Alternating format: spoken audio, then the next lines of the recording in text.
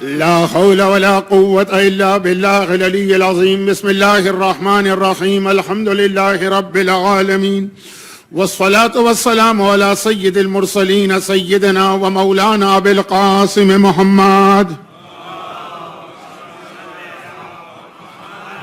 وآله وعترته وأهل بيته الطيبين الطاهرين المعصومين الذين أذهب الله عنهم الرجس وطهرهم تطهيرا.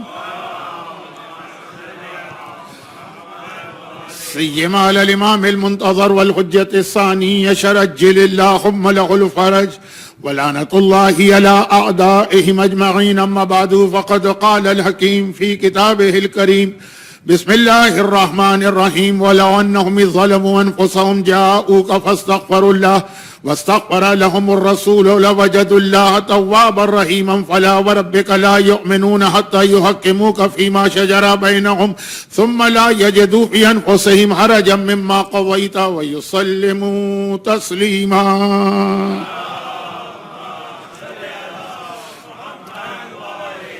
ہجرہ 2026 کے ایام اضحیٰ کے یہ آخری دن ہیں، اور اٹلانٹا کے فرشتوں کے درمیان مجلس پڑھتے ہوئے آج یہ میری اس سال کی آخری مجلس ہے. اور الحمدللہ ہر سال جو ایک امتحان دینا پڑتا ہے، اس دفعہ بھی وہ امتحان ہو گیا، اور وہ ہے اس منبر پر اس عمر میں ان بیماریوں کے ساتھ آنا. الحمدللہ اب آ تو گیا ہوں نا، واپسی میں دیکھا جائے گا کیا ہوگا، لیکن آپ کی دعائیں رہیں تو یہ 5 دن بخیر و خوبی مکمل ہوں گے. اور چونکہ آج بہت ساری باتیں مجھے بیان کرنا ہے، تو میں براہ راست کل رات کی جو مجلس جہاں تک پہنچی تھی ڈائریکٹ وہیں سے لنک دے کے بات کو بڑھاتا ہوں. بدلو، چینج، واپس آؤ تو اس طرح نہیں آؤ جس طرح گئے تھے. جانے کی فضیلت و ثواب، وَلَوْ أَنَّهُمْ ظَلَمُوا أَنفُسَهُمْ لَوَجَدُوا اللَّهَ تَوَّابًا رَحِيمًا. جاؤ، زیارت کرو، پیغمبر کی خدمت میں حاضری دو، دیکھو کتنی رحمت ملے گی. لیکن فَلَا وَرَبِّكَ لَا يُؤْمِنُونَ حَتَّى يُحَكِّمُوكَ فِيمَا شَجَرَ بَيْنَهُمْ ثُمَّ لَا يَجِدُوا فِي أَنفُسِهِمْ حَرَجًا. جو وہ کہہ دیں تو ذرا بھی تمہیں اس کے بارے میں کوئی شک، کوئی آرگومنٹ، کوئی ڈیبیٹ، کوئی دلیل، کچھ نہیں. یسلم تسلیما، وہ کہتے جائیں اور تمہارا کام ہے سر جھکا کے ان کی بات کو مانتے چلے جاؤ. یہ 4 دن کی مجالس یہاں تک پہنچی تھی، اور خلاصہ یہ تھا کہ جب یہ ایسا بنو گے تو اس کا مطلب یہ ہوا کہ جس طرح گئے تھے اس طرح نہیں آئے. یعنی جب پیغمبر کی خدمت میں پہنچے اس وقت جو تمہاری حالت تھی، اب یہی حالت مرتے دم تک رہنا چاہیے. مثلا بہت ساری خواتین کربلا جاتی ہیں، وہ عام زندگی میں اتنا حجاب نہیں کرتی، وہاں جا کے حجاب کر لیا. اب یہ حجاب جو وہاں کی آقا حسین کے سامنے یہ آخر تک رہے. جس زمانے میں یہ داڑھی کا رکھنا فیشن میں نہیں تھا، اب آج کل تو یہ فیشن میں آ گیا، کوئی حرج بھی نہیں. لیکن پتہ نہیں چلتا ہے نا کہ یہ کس نے اللہ کے لیے رکھی ہے، کس نے اپنے ماحول، معاشرے اور فیشن کو دیکھ کر. لیکن جب ایسا نہیں تھا، داڑھی رکھنا بھی ایک بہت مشکل مرحلہ سمجھا جاتا تھا. کراچی میں طلاقیں ہو جاتی تھی داڑھیوں پر. کتنی بیویاں تھیں جو داڑھی والے کے ساتھ زندگی گزارنے کو تیار نہیں ہوتی تھی. میں نے اس لیے یہ نہیں کہا کہ رشتے نہیں ہوتے تھے، نہیں، رشتے بھی ہو گئے، شادی بھی ہو گئی. پھر شوہر کہیں ہماری کسی مجلس میں پھنس گیا اور اس نے داڑھی رکھ لی، بس وہاں ادھر داڑھی آئی ادھر بیوی نکلی، اور ایک نہیں کئی واقعات. تو خلاصہ یہ ہے کہ مثلا داڑھی رکھ لی اس زمانے میں، کب؟ جب حج پہ گیا، جب عمرے پہ گیا، جب کربلا گیا. لیکن جہاں واپس آیا تو ایئرپورٹ کے اوپر ہی سب سے پہلا کام مثلا یہ کیا. نہیں، اب دیکھیے میں مثالیں نہیں دے رہا ہوں اس لیے کہ ٹائم بہت گزر جائے گا اور بات نامکمل رہے گی. تو خلاصہ یہ ہے کہ اپنے آپ کو بدلو. جاتے وقت جو بھی ہو، شرابی ہو، کبابی ہو، زانی ہو، جواری ہو، گناہگار ہو، بے نمازی ہو، جو بھی ہو، آتے وقت ایسا نہیں ہونا چاہیے. اور یہ وہ پیغام ہے جس میں ایک جملہ ایسا آیا ہے جو میں نے کہا کہ 14 اگست اور 15 اگست انڈیپینڈنس ڈے پاکستان یا انڈیا، وہاں بھی بہت کام کا ایک جملہ. اور وہ یہ ہے کہ 1300 سال پہلے کی بات ہے، بغداد شہر ہے. اس زمانے کا بغداد دنیا کا سب سے زیادہ پیسے والا شہر تھا، کیونکہ وہ اسلامی دنیا کا کیپٹل تھا، اور اس وقت کی سب سے بڑی گورنمنٹ اسلامی دنیا تھی. ہارون رشید، مامون رشید، فرانس کا جو بادشاہ ہے شارلیمن وغیرہ، وہ تک اس سے کتنا دب کے رہتے تھے. تاریخ میں جانے کا وقت نہیں ہے میرے پاس. تو یہ بڑے بڑے، یعنی آج بھی اہل سنت ان کو کہتے ہیں the golden era of Islamic history. اب یہ جو بنو عباس کا زمانہ ہے، اور اگر کبھی آپ نے پڑھا ہو، اب پڑھنے کا رواج تو نہیں ہے، اب فلمیں دیکھنے کا رواج ہے، تو جو عربین نائٹس، جس کو اردو میں الف لیلہ کہتے ہیں، عربی میں الف لیلہ ہے، کہانیاں بھری پڑی ہیں ان بادشاہوں کی. خلاصہ یہ ہے کہ دولت دولت، اور جہاں پیسہ آتا ہے. اب میں یہاں آپ کے سامنے تو شعر نہیں پڑھوں گا، فرشتوں کے سامنے ایک مصرع پڑھوں گا. خدا جب حسن دیتا ہے نزاکت آ ہی جاتی. تو جب وہ پیسہ آتا ہے نا، تو اپنے ساتھ بہت سی خرابیاں خود بخود لے کے آتا ہے، آٹومیٹک. ہو ہی نہیں سکتا کہ آپ نے یہ پیسہ آئے اور وہ خرابیاں نہ آئے، خود بخود آ جاتی. آدمی کو اندازہ بھی نہیں ہوتا، اس کو اندازہ بھی نہیں ہوتا ہے کہ خرابی آ گئی. مثلا جو میں نے کل بہت دبے الفاظ میں ایک جملہ کہا تھا کہ آپ کے سارے پازیٹیو پوائنٹس میں نے بیان کیے تھے کہ اٹلانٹا کے مومنین کے، جس میں ایک اور بات بھی ہے جو آج کی تقریر میں آگے چل کے آئے گی، لیکن ایک نیگیٹو پوائنٹ بھی ہے. اور وہ مجھے تو کوئی آپ سے واسطہ نہیں پڑا، لیکن جو میں نے سنا، اور وہ یہ ہے کہ پیسہ اپنے ساتھ ہمیشہ گھمنڈ لے کے آتا ہے، ایروگنس اور تکبر. اس آدمی کو بھی اندازہ نہیں ہوتا ہے کہ میں کتنا چینج ہو رہا ہوں، لیکن جو اس کے سامنے اس سے بات کر رہے ہیں، اس کو بات کرنے ہی سے پتہ چل جاتا ہے. اور یہ 3 بدترین گناہوں میں سے ایک گناہ ہے. بہت مشہور ایک حدیث ہے جس کو میں پڑھتے ہوئے ڈر رہا ہوں، کیونکہ اس میں حضرت آدم کا نام آ جاتا ہے تو لوگ کنفیوز ہو جاتے ہیں. سمجھانا پڑتا ہے، سمجھانے کا آج وقت نہیں. حدیث بہت مشہور، اصول الکفر ثلاثہ. یہ جو کفر ہے، اس کی جڑ جو ہے نا، بنیاد، جیسے آپ زمین کے اندر کوئی بیج بوتے ہیں، سیڈ، تو اس سے پھر پودا نکلتا ہے اور درخت نکلتا ہے. کا جو کفر ہے نا، اس کا سیڈ، اس کی روٹ، کہاں سے یہ آگے بڑھتا ہے؟ وہ 3 گناہ. دیکھیے اسلام میں گناہ تو 1,500 ہیں، لیکن جو کافر بناتا ہے انسان کو، 3 گناہ: الحرص والحسد والتکبر. کا ایک حرص، جس کو بعض اوقات آسانی کے لیے لالچ کہا جاتا ہے، طمع کہا جاتا ہے، گریڈی ہو جانا انسان کا، لیکن یہ اس سے بھی خراب چیز ہے. کیونکہ اب میں ٹائم نہیں رکھتا، ورنہ اس کے لیے اردو کا صحیح لفظ ہے ہوکا ہونا، لیکن چھوڑ دے، وہ ہوکا ووکا سمجھانے جاؤں گا تو مجلس رہ جائے گی. کہا دوسرا ہے حسد، جیلس. اور پھر امام نے کہا کہ اس کی مثال حابیل و قابیل کا واقعہ. قابیل حابیل کا بھائی، ابھی دنیا بنی، یہ پہلے بھائیوں کا پہلا پیئر ہے دنیا میں، لیکن حسد، جیلس، جیلسی میں قابیل نے اپنے بھائی حابیل کو شہید کر دی. اور تیسرا ہے تکبر، غرور، ایروگنس، گھمنڈ. کا یہ شیطان ہے کہ اس ایروگنس کی وجہ سے اس کی ساری عبادتوں پہ پانی پھرا کہ نہیں، آدم کے سامنے تو میں نہیں جھکوں گا. تو اب معلوم نہیں ہوتا آدمی کو، جب پیسہ آتا ہے تو اپنے ساتھ جو دوسری خرابیاں لاتا ہے، اس میں یہ بھی ایک خرابی. اور مجھے کسی نے بتایا کہ مولانا آپ کے حوالے سے یہاں لوگوں میں یہ بڑا امیج ہے کہ آپ لوگوں کی بہت انسلٹ کرتے ہیں. ممبر پہ نہیں، ممبر کی تو مجھے پرواہ نہیں ہے، جو میں کہتا ہوں وہ تو معصوم نے مجھے حکم دیا کہنے کا. نہیں، ممبر نہیں، ممبر سے ہٹ کر. میں نے کہا میں نے کون سے انسلٹ؟ لوگ آپ کو بلاتے ہیں، آپ نہیں آتے ہیں. لوگ سارے آپ سے، یعنی کہا کہ نفرت کرتے ہیں. نفرت کا لفظ استعمال کیا. ہاں، لوگ اپنی انسلٹ محسوس کرتے ہیں. بھئی یہ نوکر آیا ہے یہاں پہ، ہم نے اس کو بلایا ہے، یہ نوکر، یہ پیسے، اس کے پاس حیثیت کیا ہے؟ ہمارے پاس تو 5 ڈیری، کوئی نے کیوں نہیں آیا ہمارے گھر؟ مثلا میں بطور مثال کہہ رہا ہوں، میرے سامنے کوئی کیس نہیں آیا، میرے سامنے صرف انفارمیشن آئی، اور میں اس انفارمیشن پہ یقین بھی نہیں کر رہا ہوں، یہ بھی میں بتا دوں. لیکن جب انفارمیشن آ گئی ہے تو میری ذمہ داری ہے کہ آنے والے خطرے سے آگاہ کر دوں. بس ایک بات سے ڈرتے رہیے، تکبر نہیں آنا چاہیے. یہاں تک پیغمبر کے زمانے کے واقعات ہیں. یہ اب دیکھیں، یہ ربیع الاول کا مہینہ رسول کا مہینہ ہے، واقعات پڑھنے کو دل چاہتا ہے، ٹائم نہیں ہے. آج آخری مجلس ہے. پیغمبر کے زمانے کے واقعات ہیں کہ پیسہ آیا تو اس میں ذرا سا ایروگنس آ گیا. پیغمبر نے جب اس کو اٹینشن ڈائیورٹ کی، اس نے اپنا سارا پیسہ چھوڑ دیا کہ نہیں، مجھے وہ غربت پرانی والی پسند ہے، جس کے ساتھ میں ہمبل تھا. خیر، تو یہ بات بہت کہیں سے کہیں جا رہی ہے.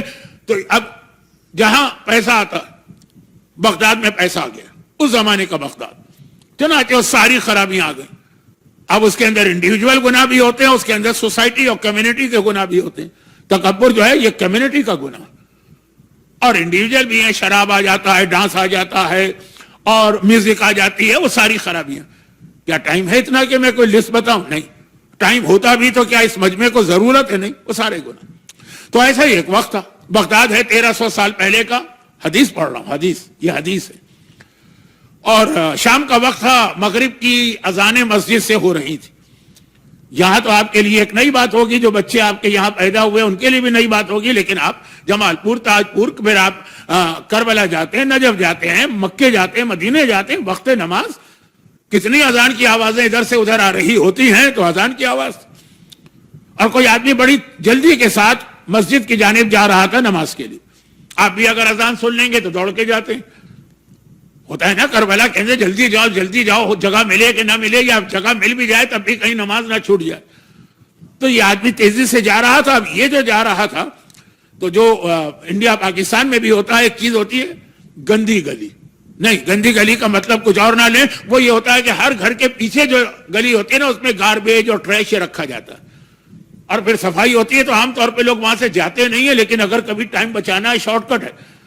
تو یہ آدمی, اذان ہو رہی ہے نا, چوتھے امام کا واقعہ بھی یہی کہ وہ ایک آدمی جا رہا تھا اور چوتھے امام کے گھر کے پیچھے سے گیا, تو وہاں پانی گرا. وہ حیران ہو گیا کہ یہ پانی ہے, میں مسجد میں جا رہا ہوں, پاک ہے کہ نجس ہے؟ غلام نے کہا اس سے پاک پانی دنیا میں نہیں ہے, یہ امام کی آنکھوں سے نکلنے والے آنسو ہیں مثلا.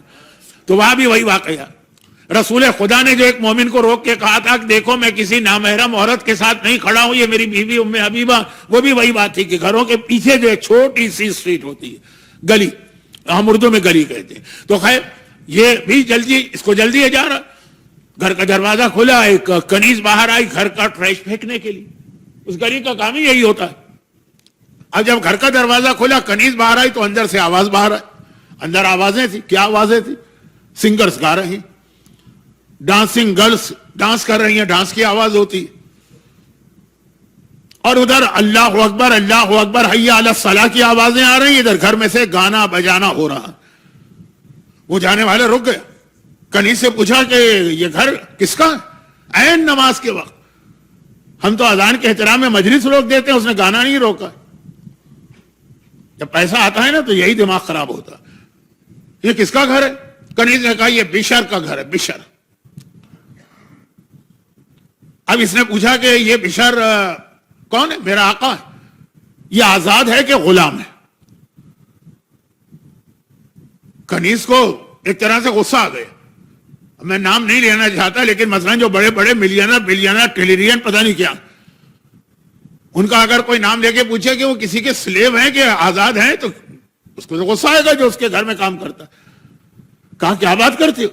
میرا آقا تو بغداد کا سب سے زیادہ پیسے والا آدمی ہے, وہ کسی کا غلام کیوں ہونے لگا؟ وہ تو آزاد ہے, سینکڑوں اس کے غلام ہے, وہ نہیں ہے کسی کا غلام, آزاد ہے. اس نے ایک جملہ کہا کہ ہاں طور طریقے بھی اس کے آزاد لوگوں کے لگ رہے ہیں. ایسا لگ رہا ہے کہ یہ خوف خدا سے بھی آزاد ہے, یہ قیامت کے حساب کتاب سے بھی آزاد ہے, یہ قبر کے عذاب سے بھی آزاد ہے, یہ بالکل آزاد. یہ کہہ کے وہ آگے بڑھ گئے. اب کنیز جو تھی وہ گھر میں گئی, اس کے آقا نے دیکھ لیا. کہا کہ تم گھر کے کام کے لیے رکھی گئی ہو, کہ تم گلی میں کس سے باتیں کر رہی تھی, اتنی دیر میں آئی ہو؟ اچھا تو پیسے والا تو اس کو ویسے ہی گھمنڈ ہوتا ہے. پھر اگر شراب بھی پی رہا, شراب خود آدمی کو جو ہے پاگل کرنے والی چیز. وہ نوجوان کا واقعہ ہے جس نے شراب کے نشے میں اپنے ماں باپ کو قتل کر دیا. میں اکثر پڑھتا ہوں تو ٹائم نہیں ہے تو اشارے کر رہا ہوں. تو خلاصہ یہ کہ شراب کا خود اپنا ایک نشہ ہے کہ آدمی بھول جاتا ہے, اور پیسے کا اپنا ایک نشہ ہے. تو غصے کے عالم میں کنیز سے کہا, تو میں نے کل کہا تھا نا کہ پہلے زمانے میں تو کنیزوں کے ہاتھ پاؤں توڑ دینا, ناک کاٹ دینا, آنکھ نکال دینا کوئی بات ہی نہیں تھی. اب وہ ڈر کے مارے کانپنے لگی. کہا کہ میرے آقا میں کسی سے بات نہیں کر رہی تھی, ایک آدمی جا رہا تھا, اس نے آپ کے بارے میں ایسی بات کہہ دی کہ میں برداشت نہیں کر سکی. کیا کہا میرے بارے میں؟ کہا اس نے یہ جملہ کہا کہ تیرا آقا تو مجھے عذاب قبر سے بھی آزاد لگ رہا ہے, قیامت کے حساب کتاب سے بھی آزاد لگ رہا ہے, خدا کے خوف سے بھی آزاد لگ رہا ہے. کبھی آپ کسی کو پورا قرآن سنا دیجئے, اس پہ ذرا سا اثر نہیں ہوگا. رسول خدا نے ابو جہل کو, ابو لہب کو, ولید کو, عتبہ کو, شیبہ کو انہیں کے سامنے قرآن پڑھتے تھے, کوئی اثر ہوا؟ اور کبھی ایک عام سا جملہ قرآن بھی نہیں، حدیث بھی نہیں، ایک عام سا جملہ کہہ دیجئے، ایسا آدمی میں چینج آ جاتا. یہ ہے ہیومن نیچر. دل اللہ نے ایسا بنایا. سخت ہو جائے تو اللہ کا کلام سن کے اثر نہ ہو، امام کی زبان سے سن کے اثر نہ ہو، اور اگر اثر ہو جائے تو ایک عام سے یہ تو عام آدمی نہیں تھا لیکن ایک عام سے جملہ. اب جو اس نے شراب کے نشے میں سنا کہ یہ کہا ہے کہ یہ آدمی تو بالکل آزاد لگ رہا ہے، بس ایسا اس کے دل میں یہ جملہ چبھا کہ اس نے شراب کا جام پھینکا، دوڑتا ہوا گیا کہ کون آدمی تھا، دیکھا کہ وہ آدمی بس بالکل اینڈ پہ پہنچ گیا، بھاگ کے گیا اس کے پیروں پہ گرا، کہا تیرے ایک جملے نے میری آنکھیں کھول دی اور اب میں ہر گناہ سے توبہ کر رہا ہوں تیرے سامنے اور اسی حالت میں رہوں گا. اور یہ تھے بشر. اور کس کے سامنے یہ ساری بات ہوئی؟ کہا اب اپنا انٹروڈکشن کرا دے. کہا میرا نام ہے موسیٰ بن جعفر کاظم، یعنی یہ ہمارے ساتویں امام موسیٰ کاظم علیہ السلام. ایک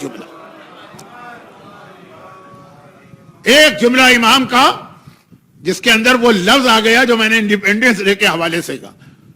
آزادی ملتی ہے تو اس کا مطلب یہ نہیں ہے کہ آدمی ہر حکم خدا سے، شریعت سے، اس سے آزاد ہو جائے. اور یہ ایسا بدلا کہ امام نے اس کو اپنا اسپیشل نمائندہ رکھا بغداد میں. ان کے حالات چھوڑ دیجئے، آج میرے پاس وقت نہیں. اور یہ تو بہرحال ایک حدیث ہے.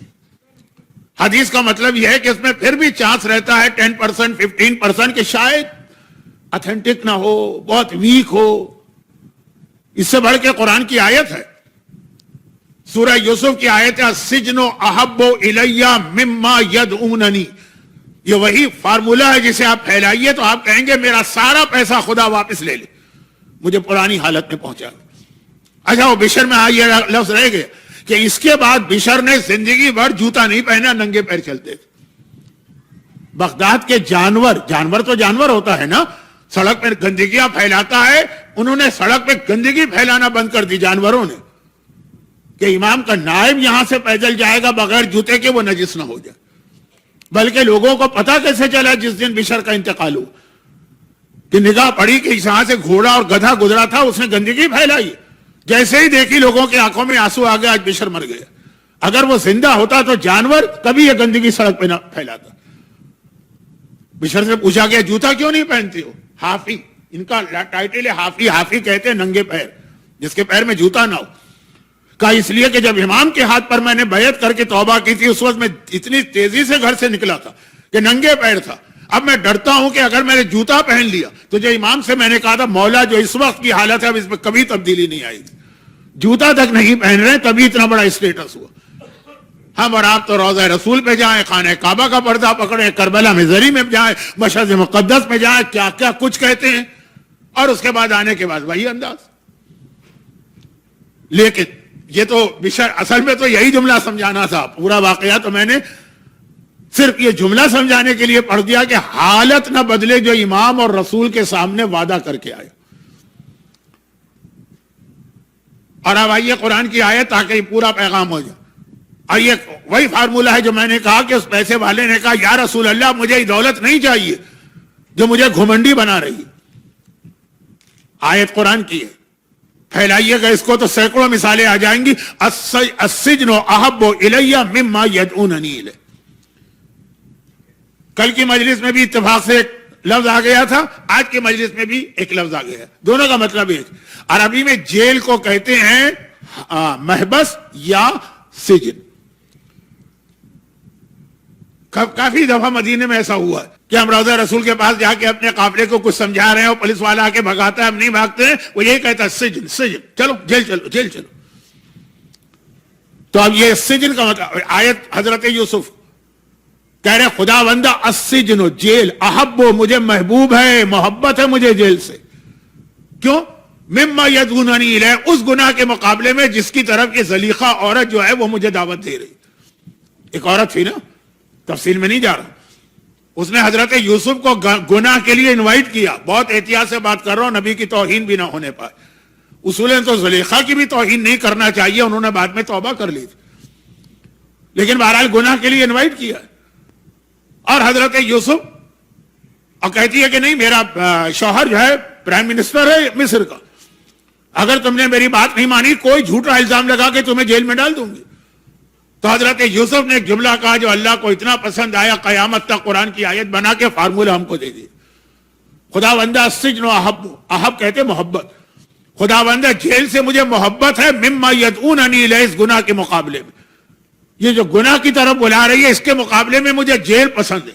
یعنی جو میرا 2 دن پہلے سے ایک جملہ چل رہا تھا وہ بھی آگے، آزادی اور قید، آزادی اور غلامی. 7ویں امام کے واقعے میں بھی وہی لفظ ہے آزادی، اور یہاں بھی وہی لفظ کہ وہ آزادی نہیں چاہیے. حضرت یوسف کہہ رہے ہیں جو گناہ کی طرف مجھے لے جائے. اب یہاں پہ ایک اور چھوٹی سی حدیث سن لیجئے، بہت چھوٹی سی. معصوم فرماتے ہیں کہ روز قیامت اللہ جب گناہگاروں کو لائے گا تو پوچھے گا ضرور کہ تم نے یہ گناہ کیوں کیا. ہو سکتا ہے تمہارے پاس کوئی ایکسکیوز ہو، کوئی جینین ریزن ہو تو تم بتا دو. اگر ہے واقعا کوئی ایسا ایکسکیوز، بھئی شراب کیوں پی، کہا اس لیے کہ میں اتنا بیمار تھا کہ طبیبوں نے کہا تھا اس کے بغیر جان چلی جائے گی مثلا، تو میں نے آغا سیستانی سے فتویٰ لیا، انہوں نے کہا جان بچانے کے لیے اتنی اجازت ہے مثلا. آپ نے ویلڈ ریزن دیا تو بدترین گناہ ہے، لیکن اللہ نے کہا معاف، کوئی عذاب نہیں. تم نے واجب نماز کیسے قضا کر دی؟ کہا خدا بندہ وہ فلاں آدمی جو تھا وہ ایکسیڈنٹ میں تھا اور وہ سڑک کے اوپر وہ مرنے کے قریب تھا، مجھے اس کی ہیلپ کرنا ضروری تھی. کہا ٹھیک، اس میں نماز چھوڑی جائے گی، حرام چھوڑو. پوچھا جائے گا نا ہر گناہ کے بارے میں. تو اب اس کے اندر یہ ہے کہ 1 2 3 ایگزامپل امام نے دی. کہا کہ قیامت میں کسی نوجوان کو لایا جائے گا جو بڑا خوبصورت، بڑا ہینڈسم، باڈی بھی اس کی بہت اچھی ہوگی. جو باڈی بلڈر اپنی باڈی بناتے ہیں، مسل بناتے ہیں، استعمال کرتے ہیں، مر بھی جاتے ہیں جوانی میں، لیکن اتنا جنون ہوتا. یہ جو ماڈل ہوتے ہیں، فلم ایکٹر ہوتے ہیں، ایکٹریسز بھی ہوتی ہوں گی، لیکن یہاں بات مرد کی. یہ تم نے گناہ کیا، اتنے عورتوں کے ساتھ انوالو ہے. کہا خدا بندہ میرا کوئی قصور نہیں، خود ہی مجھے گناہ کی انویٹیشن آتی تھی. میں بہت احتیاط سے بات کر رہا ہوں، پھر بھی ایک آدھ لفظ تو آ جائے گا ایسا. مجھے مجبور کیا جاتا تھا. کہا کیا؟ اب خدا کہے گا کیا تمہیں یوسف سے زیادہ مجبور کیا جاتا تھا، اور کیا تم یوسف سے بھی زیادہ خوبصورت تھے؟ خدا بندہ میں خوبصورت تھا تو ٹوٹ پڑتی تھی میرے اوپر. وہ یوسف سے زیادہ خوبصورت، وہ کس طرح اپنی جگہ جمے رہے. تمہیں یہ کرنا تھا. ایک آدمی کو لایا جائے گا، تم نے یہ گناہ کیوں کیا؟ کہا خدا بندہ اتنی مصیبتیں میرے اوپر نازل ہوئیں، میرا جاب چلا گیا، میری دکانیں چلی گئیں، میرے پاس کھانے کو نہ رہا، تو مثلا میں نے پھر مجبوری میں گیمبلنگ کا حصہ لیا، انٹرسٹ کھانا شروع کر دیا، شراب پینے کا بزنس شروع کر دیا. حضرت ایوب کو لایا جائے گا، کیا تمہارے اوپر حضرت ایوب سے بھی زیادہ بڑی مصیبتیں آئی تھیں؟ ان کو دیکھو کہ کتنا بڑا ان کا امتحان تھا. عرش پر تھے، وہاں سے 0 پر آ گئے، لیکن اپنے حق کے راستے سے نہیں ہٹے. عورت کو لایا جائے گا، تم نے کیوں گناہ کیا؟ کہا اتنا پریشر اور یہ ٹونٹنگ. کہا کیا مریم سے بھی زیادہ تم پہ ٹونٹنگ ہوئی ہے؟ میں بہت شارٹ کر رہا ہوں حدیث کو، کیونکہ میرا اصل موضوع تو کچھ اور ہے، مگر ضمنی بات آ گئی تھی آزادی کی. تو یہ آزادی پسند نہیں ہے اسلام کو، جو آپ کو شراب کی آزادی دلوا دے، جو آپ کو بے پردگی کی آزادی دلوا دے، جو آپ کو دوسروں کا مال کھانے کی آزادی دلوا دے. حضرت یوسف کا جملہ بھی قرآن میں ہے، اور بشر حافی کا واقعہ بھی حدیث کی کتابوں میں. تو بہرحال خلاصہ اصل بات چلی تھی بشر حافی سے کہ ننگے پیر تھے مجبوری کی وجہ سے، یعنی ان کو جلدی تھی، پتہ نہیں تھا نا کہ کون آدمی ہے. تو جس نے ایسا جملہ کہا اس کے ہاتھ پہ توبہ کرنا. ننگے پیر گئے تو زندگی بھر ننگے پیر رہے، بیئر فوٹڈ، کہ میری حالت نہ بدلی. یہ ہے زیارت کا پیغام. کیا وہاں جاؤ گے تو وہاں دیکھیں، وہاں وہ لوگ بھی جو نمازیں نہیں پڑھتے، وہاں نمازیں کچھ نہ کچھ شروع ہو جاتی. جو حجاب نہیں کرتی وہاں کچھ نہ کچھ حجاب شروع ہو جاتا. کوئی نہ کوئی تو خیال کیا جاتا ہے نا. یہ اب الگ بات ہے کہ شیطان تھوڑا سا زیارت کے انسٹیٹیوشن کو بھی اس طرح چینج کر رہا ہے، لیکن ابھی بہرحال بہت بالکل شروع اس لیے بتا رہا ہوں. تو چینج ہو کے آؤ تو مرتے دم تک تمہیں اسی حالت پہ رہنا. اب یہاں پہ ایک سوال، اور یہ سوال کا جواب ایک اشرا، اس لیے جواب نہیں دوں گا، جواب دوں گا تشریح نہیں کروں گا. اور وہ یہ ہے کہ کیا اسلام خالی کریٹیسزم کرتا ہے؟ یہ غلط، وہ غلط، یہ خرابی، وہ خرابی، یا کوئی سلوشن بھی بتاتا؟ نہیں. اسلام کا طریقہ وہ ہے جو ڈاکٹر کا ہوتا ہے کہ پہلے بیماری ڈائیگنوز کرے گا اور پھر اس بیماری کا علاج بھی بتائے گا. سولوشن بھی بتاتا ہے. اب اس وقت میرا موضوع کیا ہے کہ اپنے آپ کو چینج کرو تو مرتے دم تک چینج رہو. خدا بندہ تو کوئی طریقہ ہے اس کا؟ میں نے پہلی مجلس میں کہا تھا نا کہ بھئی شیطان بھی پیچھے لگا ہے, ہمارے اندر بھی اللہ نے ایک ایسی چیز رکھ دی ہے, تو کیسے چینج ہو کے وہاں تو آ گئے, وہاں تو چینج ہو گئے. میں نے کہا نا کہ اب تو لوگ وہاں بھی چینج نہیں ہو رہے, آہستہ آہستہ بات کم ہو رہی, لیکن فی الحال جو ماحول ہے اس کو دیکھتے ہوئے تو اب کیسے کریں؟ اس کے لیے بہترین ٹریننگ ہے اپنے آپ کو چینج کر کے یسلم تسلیمہ کی. پیغمبر کی سب سے بڑی جو خصوصیت بتائی, یعنی ہمارا اور پیغمبر کا ریلیشن, قرآن میں دو جگہ یہ آیا ہے, تو آیا درود میں بھی ان اللہ ملائکۃ یصلون علی النبی, وہاں بھی وہی یسلم تسلیمہ, یہاں بھی یہی. یہ یہاں زیارت کے حوالے سے تو بہت سے لوگ کہیں گے کہ اللہ نے ہمیں ایسی پوزیشن نہیں دی کہ ہم زیارت پہ جاتے, تو یہ ہمارے لیے تو نہیں ہے, تو الگ آیت آ گئی. وہ جو ہے نا سلم تسلیمہ والی آیت جو زیادہ مشہور ہے, کہ تاکہ یہ نہ کہے آدمی کہ صرف ان لوگوں کے لیے میسج ہے جو زیارت پہ جا رہے ہیں, نہیں, ہر ایک کے لیے سر جھکا کے رسول کا حکم ماننا. کیسے؟ اس کی ٹریننگ کیا؟ اس کی ٹریننگ کا نام ہے نماز. جس کو عام عبادت نہ سمجھے نماز کو, افضل ترین عبادت کیوں کہا گیا؟ یہ کیوں کہا گیا؟ یہ پلر آف دا ریلیجن ہے. الصلاۃ عمود الدین, پلر ہے جس پر پورے دین کی بنیاد کھڑی ہے. اسے کہ یہ آپ کو وہ ٹریننگ دلواتی ہے جو سلمو تسلیمہ اور یسلمو تسلیمہ اور ٹوٹل سبمیشن اللہ کے رسول کے سامنے. اب اس پہ پورا اشرا ہے کہ کیوں, کیسے, کیا طریقہ. ایک آیت تو ہر ایک کو یاد ہے, ان الصلاۃ تنہی عن الفحشاء والمنکر. قرآن کہہ رہا ہے کہ نماز ہر گناہ سے روکتی ہے. ٹریننگ شروع ہو گئی نا. پاکستان میں جائیے, انڈیا کا مجھے نہیں پتا, پاکستان میں جائیے, وہاں پہ ہم بیمار پڑتے ہیں, ڈاکٹر کہتا ہے یہ دوا لیجیے, ہم لیتے ہیں, لے رہے ہیں, کوئی فائدہ نہیں. وہ بھی پریشان ہو جاتا ہے کہ بہترین دوا ہے آپ کی بیماری میں, کیوں فائدہ نہیں؟ آپ کہاں سے لیتے ہیں دوا؟ ہم نے کہا فلاں دکان سے. اس نے کہا اوہو, وہاں سب جعلی مال ملتا ہے, 2 نمبر کی دوائیں ملتی ہیں وہاں پہ. اب یہ 2 نمبر پتہ نہیں ہے اٹلانٹا کے لوگ سمجھیں گے کہ نہیں سمجھیں گے, فیک قسم کی جعلی. بوٹل وہی ہوتی ہے, ریپر وہی ہوتا ہے, لیبل وہی ہوتا ہے, اس کے اندر سارا وہ باتھ روم کا پانی بھر کے دے دیتے ہیں کہ دوا ہے تمہاری. آپ وہ ریپوٹیشن والی دکان سے لیجئے. یہ ہمارے عام سی چیز. کتنے لوگ اسی لیے مر جاتے ہیں کہ علاج جو ان کا ڈائیگنوز بھی ہو جاتا ہے, صحیح دوا بھی ان کو پرسکرائب کی جاتی ہے غلط دکان. تو اب اگر فائدہ نہیں ہو رہا ہے, مثلا آپ کہیں کہ جی وہ فلاں آدمی نماز بھی پڑھ رہا ہے, گناہ بھی کر رہا ہے, اوروں کو چھوڑے, کربلا میں لشکر یزید پکا نمازی بھی تھا لیکن کائنات کا سب سے بڑا گناہ کر رہا ہے. تو اب خدا کہہ رہا ہے کہ نماز تمہیں روکے گی گناہوں سے, ہم دیکھ رہے ہیں وہ گناہ کر رہے ہیں. اس کا مطلب ہے کہ ان کی نماز وہ نماز نہیں ہے جو اسلام چاہتا ہے, 2 نمبر کی نماز. خالی لیبل لگا ہے اس کے اوپر نماز کا, تو یہ الگ دیکھیں پورا ایک اچرا ہوگا نا کہ اصلی نماز کیسی ہوتی ہے, ریل نماز کیسی ہوتی ہے. لیکن نماز بہترین ٹریننگ.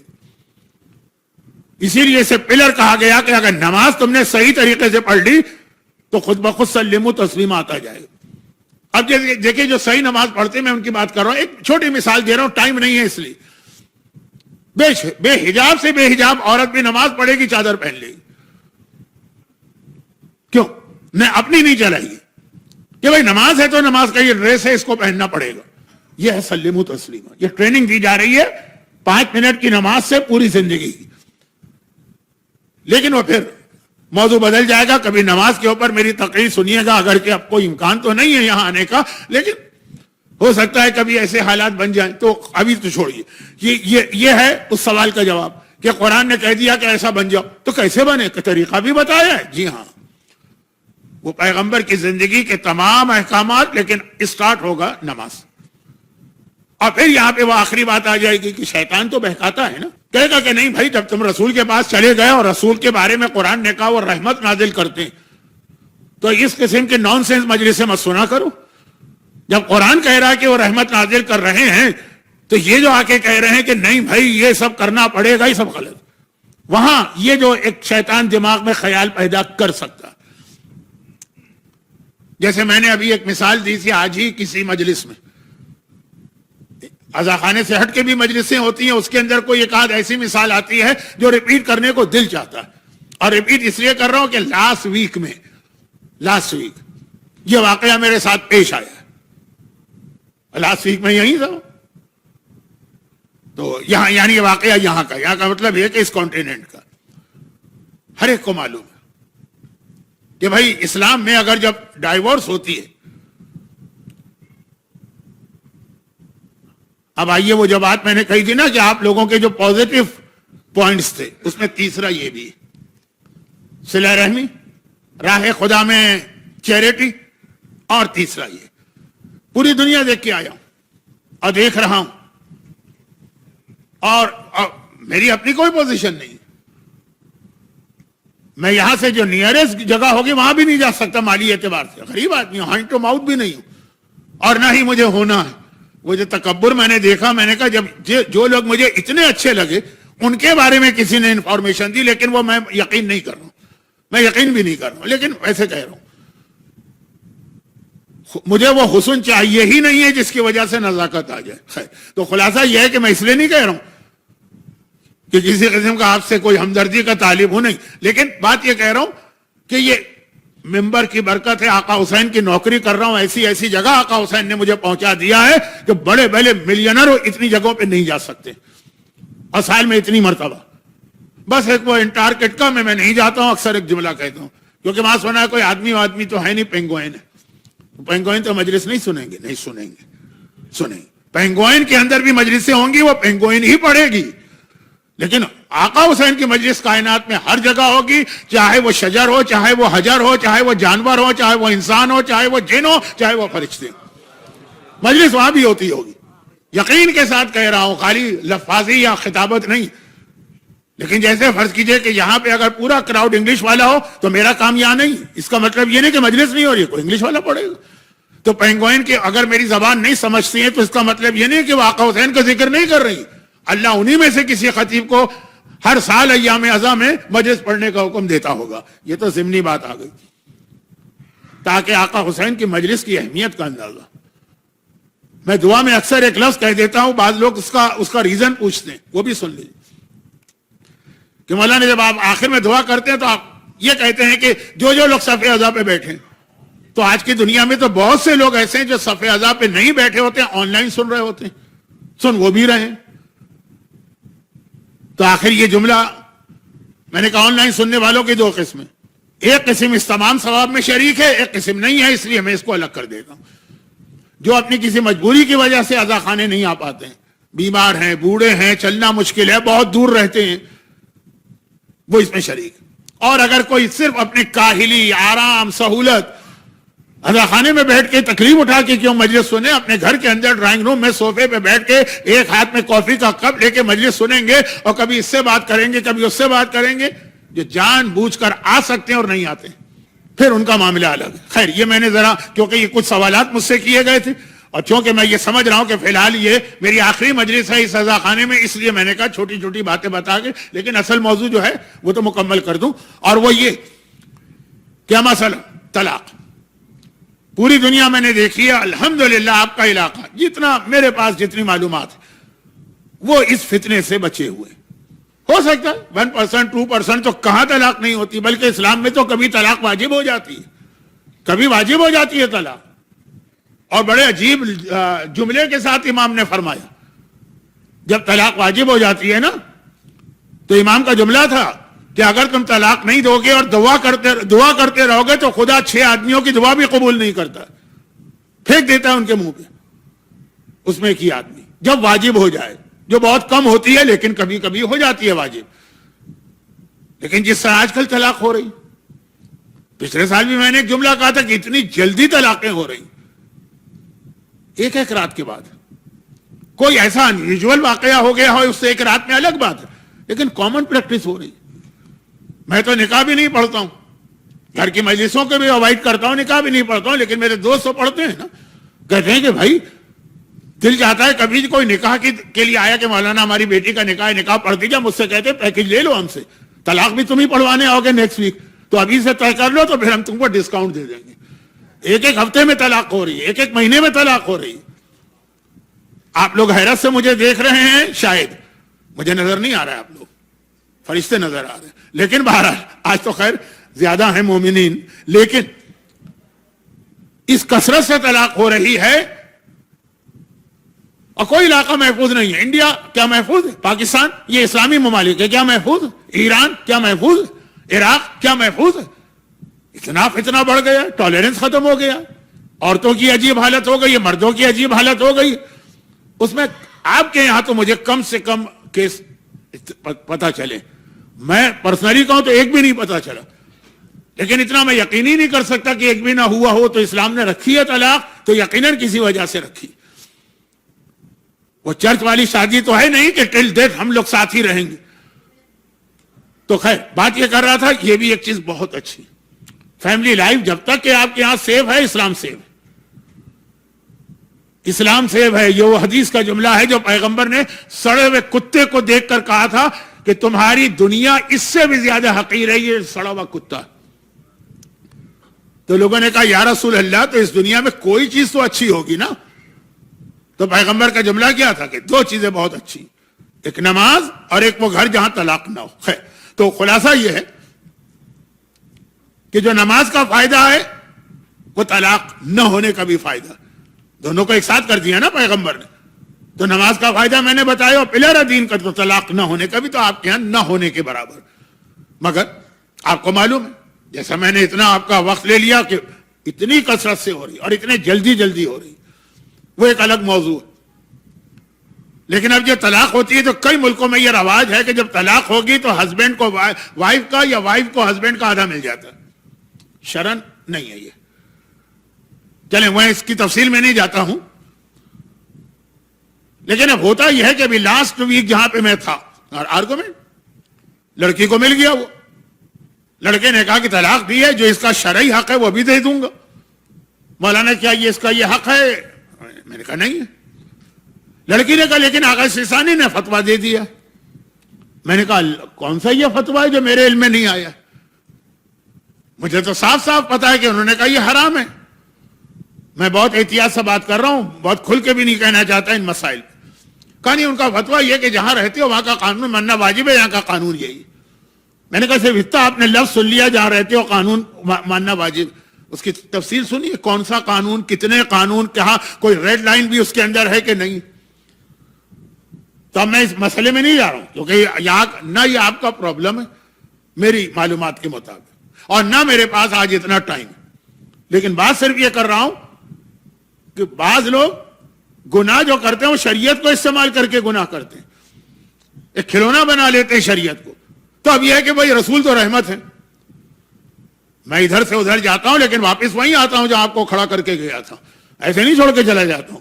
بات یہاں سے چلی تھی نا کہ رحمت ہے. تو کہا کہ یہ ساری نانسنس باتیں ہیں کہ ایسا بدلو اور ویسا بدلو, اور حجاب بھی کرو, داڑھی بھی رکھو, اور مال حرام بھی لو واپس آنے کے بعد, وہ رحمت ہے. ہم تو رحمت لینے گئے, جب رحمت لے کے آئے تو ان چیزوں کی کیا ضرورت. اب اپنے گناہوں کے لیے زیارت اور حج کو بہانہ بنا رہے ہیں گناہوں کے لیے. تو اسی لیے کل میں نے وہ موضوع شروع کیا جسے اب آج صرف اس کی ایک دو مثالیں دے کے کمپلیٹ کرنا.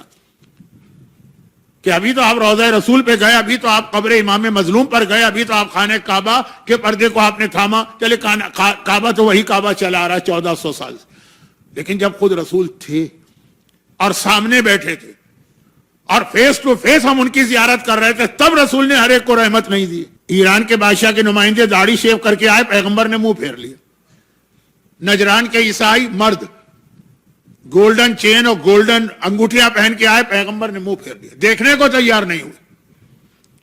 یہ واقعات مشہور ہیں, اس لیے میں نے ایک ایک جملے میں فارغ کر دیا آپ کو, ورنہ اگر ایک ایک واقعے کو ذرا تفصیل سے بتاتا 5-5 منٹ تو اس میں لگ جاتے. لیکن معلوم ہے آپ کو کہ یہ دو وہ ہیں جو ایک طرح سے مہمان بن کے آئے تھے, تلوار لے کے جنگ کرنے نہیں آئے تھے,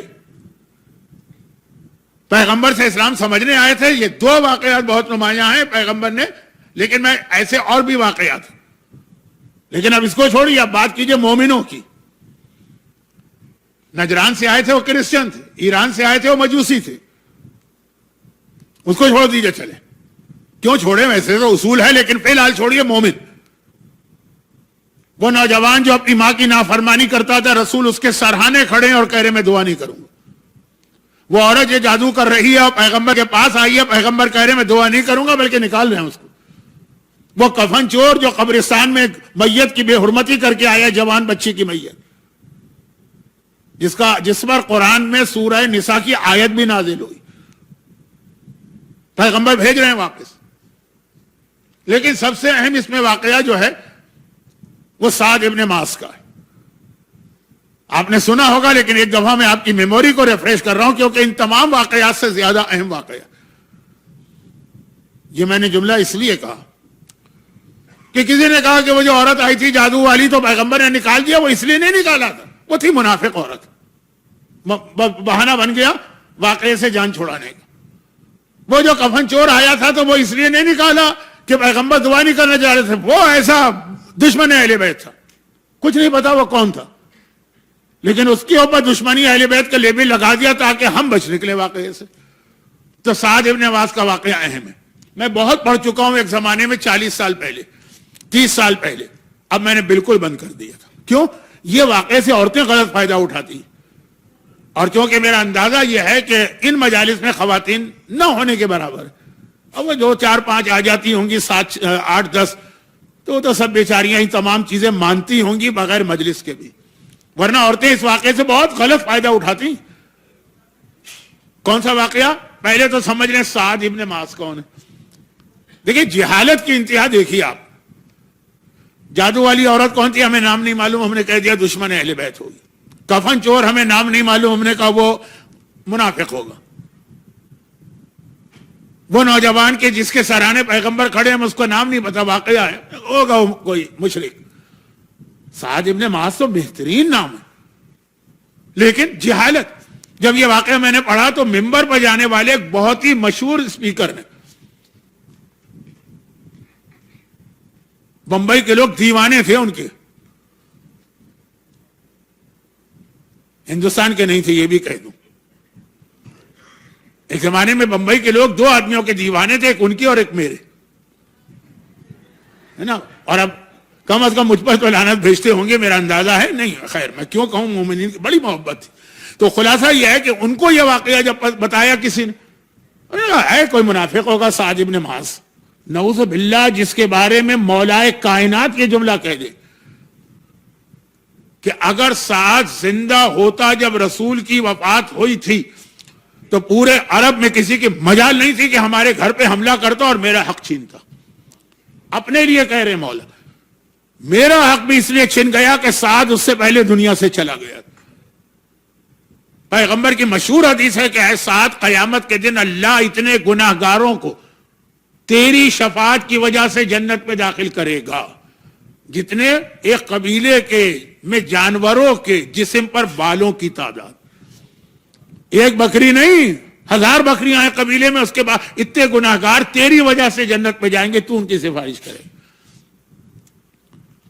اور خالی اتنا نہیں ہے، یہ جنگ خندق کے اونلی شہید ہیں.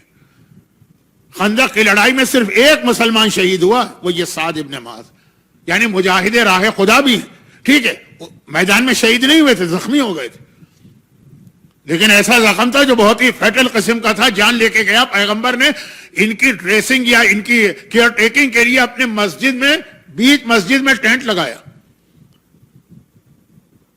سعد کو کہا کہ یہاں شفٹ کرو، میں صبح شام اس کا خیال کروں گا. رفیدہ کو بلایا، کہا کہ سارے کام چھوڑو. اور رفیدہ پیغمبر کے زمانے کی مشہور نرس تھی، بہت مشہور. اس لیے آپ پاکستان میں آئیے گا، بہت سارے نرسنگ ہاسپٹل کے نام ہی ہے رفیدہ ہاسپٹل. یہ پیغمبر کے زمانے کا، اس کا خیال کرو. لیکن وہ زخم ایسا تھا کہ شہید ہو گئے. پیغمبر کی مسجد میں شہید ہوئے، پیغمبر کے حجرے کے بالکل سامنے ان کا خیمہ. فضائل سنیے نا، ان کی سفارش سے اتنے لوگ جنت میں جائیں.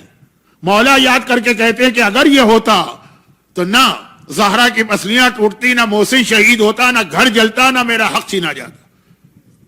اور صرف اس لیے کہ اس میں عذاب قبر کا ذکر آ گیا، اس آدمی نے کہہ دیا ہوں گا منافق کوئی. سعد ابن معاذ جیسا صحابی جس کا نام بھی ہسٹری میں آ گیا، دنیا سے جاتے جاتے بھی ایک اتنا بڑا فیصلہ کر کے گئے کہ سارا عالم اسلام ان کی تعریف کر رہا ہے. لیکن وہ ذرا سینسیٹیو واقعہ ہے. بالکل جب مر رہے تھے تب موت ہو گئی. جیسے ہی رفیدہ نے آ کے بتایا یا رسول اللہ، پورا ہم نے خیال کیا، علاج کیا، لیکن موت تو آنا ہے ہر ایک کو، اور یہ تو بڑی سعادت والی موت ہے کہ اگر شہید راہ خدا ہو. تو پیغمبر تشریف لائے، پھر کچھ واقعات فاطمہ بنت اسد جیسے ہیں.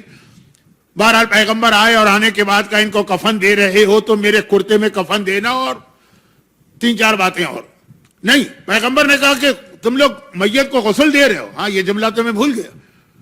کہا ہٹ جاؤ، میرے ساتھ آؤ، اپنے اس صحابی کو میں اپنے ہاتھوں سے غسل دوں گا. فاطمہ بنت اسد کے لیے تو نہیں کہہ سکتے تھے عورت کو عورت غسل دیتی ہے، مرد کو مرد.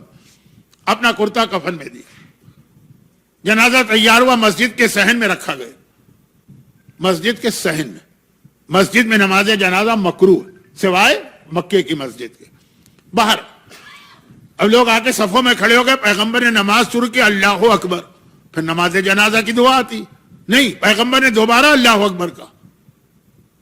بھائی امام نماز مغرب کے لیے کھڑا ہو، اللہ اکبر کہے، پھر دوبارہ کہے. چلے 7 اللہ اکبر تو مستحب ہے نماز میں، پیغمبر نے 70 مرتبہ اللہ اکبر کہا، پھر نماز شروع کی. اب لوگ پیچھے نماز میں کھڑے سب میں، یہ آج ہو کیا رہا ہے رسول. نماز ختم ہو گئی، اور اس میں بھی عجیب منظر دیکھا کہ پیغمبر زمین کے اوپر سیدھے نہیں کھڑے ہیں، بلکہ اس طرح کھڑے ہیں کہ پیر کی انگلیاں زمین پر ہے اور باقی جو ہیل وغیرہ سب زمین سے اوپر. اب نماز میں کیا پوچھیں؟ ایک آدمی نماز میں تو بات نہیں کرے گا نا. کراچی میں میرے سامنے کا واقعہ ہے تو میں بتا رہا ہوں، لیکن ایسے کہاں ہوں گے آج کل. کوئی صاحب نماز پڑھ رہے تھے، نماز میں تھے، وہ علم کا سورہ پڑھ رہے تھے، مسجد کی بات کر رہا ہوں.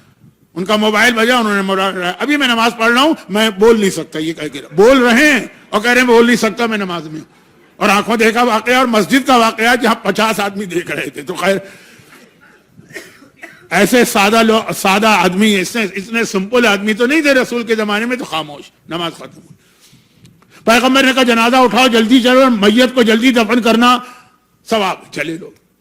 پہلی دفعہ اسلام میں پیغمبر نے یہ طریقہ سعد کے جنازے پہ رکھا جو آج تک کی سنت ہے.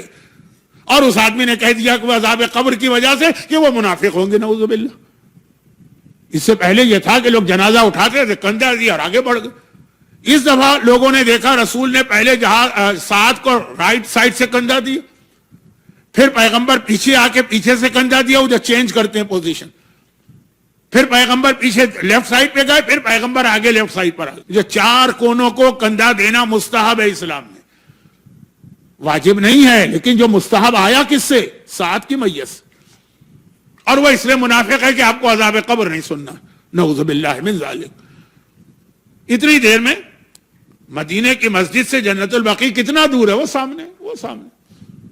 بقیع میں پہنچ گئے، سعد کو دفن کیا، دفن کر کے باہر آئے.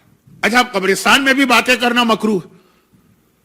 نماز میں بات نہیں ہو سکتی، جنازے کے ساتھ بات نہیں ہو سکتی، قبرستان میں نہیں ہو سکتی. حرام نہیں ہے، مکروہ. ہم اور آپ تو چلیں، مکروہ کا اتنا خیال کبھی نہ بھی کریں، رسول تو کریں گے، اس لیے ابھی سب خاموش. جیسے ہی قبرستان سے باہر آئے، اب لوگوں کے مغز میں بہت سارے سوال تھے، سب زبان پہ آ گئے. یا رسول اللہ، آج آپ نے 70 مرتبہ اللہ اکبر کیوں کہا جب سعد کی نماز جنازہ شروع ہوئی، آسمان پہ اللہ نے اعلان کیا کہ ایسے بندے کی نماز ہو رہی ہے کہ فرشتوں آسمان کی عبادت بند کرو، جا کے اس کے جنازے میں شریک ہو.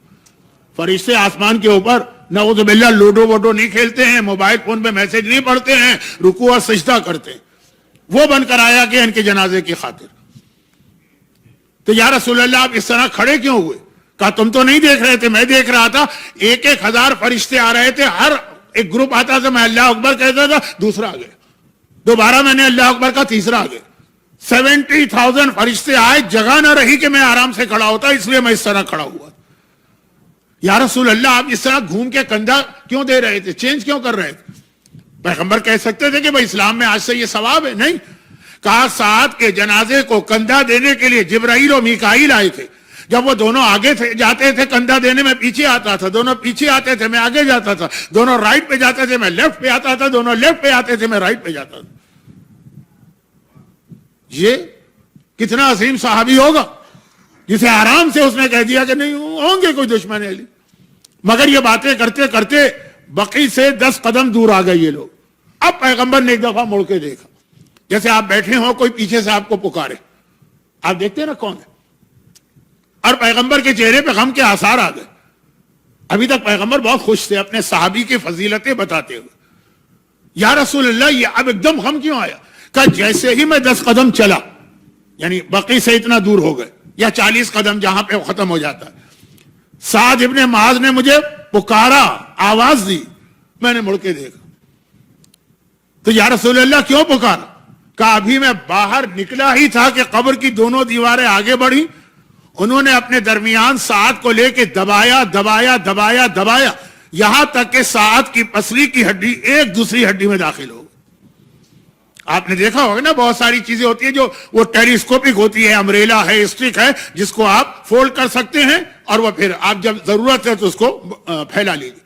سعد کی ہڈیوں میں ہڈیاں داخل ہوئی ہیں, قبر کی دیواریں دبا رہی ہیں. فشار قبر کا عذاب جو سخت ترین عذاب ہے. تو تکلیف کی شدت میں سعد نے مجھے پکارا تو میں نے مڑ کے دیکھا. یا رسول اللہ, جس کے اتنے فضائل اتنے فضائل اتنے فضائل ابھی ہم نے سنے, جہاں خود آپ جنازے پہ کھڑے, آپ غسل میت دے رہے ہیں, آپ قبر میں اتار رہے ہیں, اور اس پر عذاب آ رہا. یہاں پہ میرا موضوع مکمل ہوا. کیا موضوع تھا؟ رحمت للعالمین وہاں موجود ہیں اور رحمت نہیں آ رہی. لیکن اب یہ ہے کہ کسی نے سوال کر بھی لیا کہ یا رسول اللہ, ایسا آدمی جو راہ خدا کا شہید ہے اور اس پر یہ عذاب کیوں آیا؟ کہ صرف ایک غلطی ان کی تھی, باقی تو ایسے ہیں کہ قیامت کے دن ان کی وجہ سے ہزاروں نہیں لاکھوں لوگ جنت میں جائیں گے. ایک انہو فی الخلق ما اہلہ السوء, بیوی کے ساتھ وہ ذرا بہت سخت لہجے میں بات کرتے تھے. ان کا اخلاق باہر بہت اچھا تھا. کچھ لوگ ہوتے ہیں نا باہر بہت پولائٹ ہوتے ہیں, ہر ایک تعریف کرتا ہے کتنے خوش اخلاق ہیں, لیکن گھر والوں سے پوچھے, خاص طور پہ بیوی سے. اب میں یہاں کی بات تو نہیں کرتا, اٹلانٹا کا تو میں نے کہا کوئی مجھے پتہ ہی نہیں ہے, لیکن انڈیا میں کتنی عورتیں مار کھاتی ہیں, پاکستان میں کتنی بیویاں مار کھاتی. مارنا تو بہت بڑی چیز ہے, بد اخلاقی سے بات کرنا بھی حرام ہے. اب یہ سعد جیسا عظیم صحابی عذاب سے نہیں بچا, تو یہ تو موضوع بن گیا الگ. اصل تو تھا کہ سعد کے جنازے پر رحمت للعالمین سید کائنات کھڑے ہو کے قصیدہ بھی پڑھ رہا اور عذاب بھی آ رہا. تو پیغمبر رحمت ہیں, اللہ رحمان اور رحیم ہے, لیکن ہر چیز کی کنڈیشن ہے. اچھا, میں نے کہا یہ واقعہ میں عام طور پہ پڑھتا نہیں ہوں جہاں عورتیں ہوں, کیونکہ یہاں اطمینان ہے کہ کتنی 2 4 5 ہوں گی شاید. تو اب یہ ہے کہ اس میں پھر آپ لوگوں کو سنایا جا سکتا ہے. اگر عورتیں نہیں, بس اب آپ خاموش رہی ہے کہ عورتیں اگر زیادہ ہوں تو دیکھیے عورتیں یہ واقعہ استعمال کریں گی کہ نہیں کریں گی. جہاں ذرا سا آپ نے کوئی صحیح بات پر بھی ان سے ذرا سا پوچھ لیا, یاد ہے سعد ابن معاذ, یہ اس طرح ہمارے یہاں کراچی میں تو عورتیں اسی طرح بات کرتی. تو اب آئیے پیغمبر کے اسی اپنے موضوع سے نہیں ہٹ رہا ہوں, لیکن اسی جملے کو مکمل کروں اور مصائب پہ آ جاؤں کہ اصل موضوع یہ ہے کہ پیغمبر رحمت ہیں رحمت ہیں رحمت ہے للعالمین, عالمین کے لیے, اور پروردگار تو ان سے بھی بڑی رحمت ہے, رحمان و رحیم. مگر کنڈیشنز ہیں جہاں پیغمبر خود موجود ہیں, پیغمبر کے قدموں کی آواز آ رہی ہے, پیغمبر کا وجود ہے, وہاں بھی کئی کیسز ایسے ہیں کہ رحمت نازل نہیں. اب آئیے دوسرا واقعہ سن لیجیے, اور وہ جو دوسرا واقعہ اس کے سملر 2 واقعات ایک جیسے. تو ہو سکتا ہے کبھی آپ نے ایک سنا ہو دوسرا نہ سنا ہو, تو آپ کہیں گے شاید مولانا بھول کے وہ پڑھ گئے. نہیں, دونوں واقعات ہیں. میں اس وقت جو پڑھ رہا ہوں وہ یہ کہ ایک آدمی روتا ہوا آیا, کہا یا رسول اللہ میری بیٹی کا انتقال ہو گیا ہے, میت گھر میں رکھی ہے, بہت غم مصیبت باپ کے لیے. تو بہرحال بیٹیاں وہ ساری چیزیں اب چھوڑ رہا ہوں, سعد ابن معاذ کی طرح واقعے کو بہت نہیں پھیلا رہا ہوں. وہاں اس لیے میں نے پھیلایا کہ یہ واقعہ کیا آخر میں آیا کہ عذاب قبر آیا تو کسی نے پلٹ کے کہہ دیا منافق ہوگا, تو بتانا پڑا کہ سعد ہیں کون. یہاں ضرورت نہیں, رو رہا ہے, غمگین ہے, بیٹی مر گئی ہے, آیا رسول خدا کے پاس, پیغمبر نے تسلی دی, کنڈولنس کیا جو طریقہ ہے, اور پھر کہا کہ میت کہا وہ میت تیار ہو رہی ہے, آپ نماز جنازہ پڑھائیں. پیغمبر نے کہا پڑھاؤں گا بالکل. جنازہ لا کے رکھا گیا. اب نماز جنازہ شروع ہونے والی ہے. تو ایک بار پیغمبر اسلام نے پوچھا کہ اس کا شوہر, اس لیے کہ مرنے والے کے مرنے کے بعد اس کی نماز جنازہ اس کے ولی کی اجازت سے ہوتی. اس لیے آپ نے دیکھا ہوگا کہ نماز سے پہلے علماء پوچھتے ہیں اس کا بیٹا کون ہے, کوئی اگر بوڑھا آدمی مرا, بھائی اجازت ہے نماز پڑھانے کی, سارے مسئلے بتانے کی ضرورت نہیں ہے. میں نے اتنا بھی اس لیے کہا کہ خواتین جو کہ نماز جنازہ نہیں دیکھتی ہیں ان کو شاید اتنا پتہ نہ ہو کہ نماز جنازہ اس طرح نہیں پڑھائی جاتی. مرنے والے کا جو ولی ہوتا ہے اس سے پوچھا جاتا ہے, اس سے اجازت لی جاتی ہے. ہاں وہ ایک الگ مسئلہ کہ اگر کوئی ولی منع کر دے تو نماز جنازہ رکے گی نہیں, پھر دوسرے مسئلے. لیکن ولی کسے کہتے ہیں؟ باپ مر گیا تو اس کا ولی اس کے بیٹے ہیں, بیٹا مر گیا تو اس کا ولی اس کا باپ. لیکن بیوی اگر مری ہے تو اس کا ولی اس کا شوہر, نہ باپ ہے نہ بھائی ہے نہ بیٹا. تو کہا کہ اس کا شوہر, کہا یا رسول اللہ وہ ذرا سی اس کے اور شوہر کے بیچ میں ناراضگی تھی تو وہ ذرا یہ الگ رہتی تھی, میرے ساتھ رہتی تھی. باپ نے کہا, پیغمبر نے جیسے ہی سنا نماز کے لیے کھڑے ہو گئے, قبلہ رخ ہو چکے ہیں, اللہ اکبر کہنا چاہتے, جیسے ہی سنا یہ اجازت آخری مرحلہ, پھر اللہ, فوراً سب سے ہٹے اور جانے لگے اپنے حجرے میں. باپ گھبرا کے آیا, یا رسول اللہ آپ کہاں جا رہے ہیں؟ کہا کہ میں اس کی نماز جنازہ نہیں پڑھوں گا.